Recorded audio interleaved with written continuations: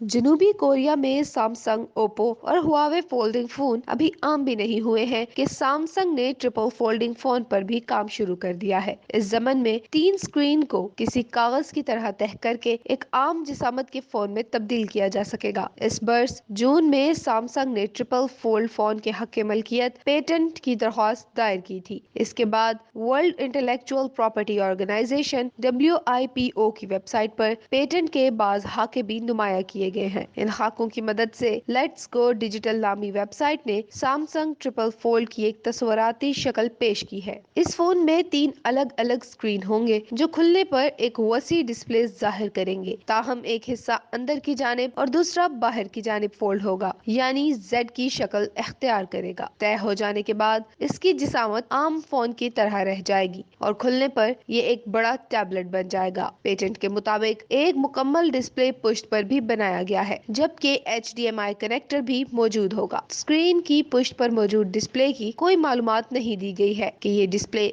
महज अलामती होगा या चौथा स्क्रीन होगा जिस पर सेल्फियां लेने में मदद मिल सकेगी। ताहम डिजाइन के मुताबिक 4 MP सेल्फी कैमरा और साथ ही फिंगरप्रिंट सेंसर को भी खुफिया अंदाज में मरकजी स्क्रीन के साथ छुपाया जाएगा। सैमसंग के मुताबिक फोल्डिंग फोन में एंटीना अंदर की जानिब होता है, जिससे कम्युनिकेशन के मसाइल पैदा हो सकते हैं और ये इतराफ बहुत मायने रखता है। इन तमाम बातों के बावजूद अभी भी सैमसंग फोल्ड होने वाले स्मार्टफोन की दौड़ में सबसे आगे है।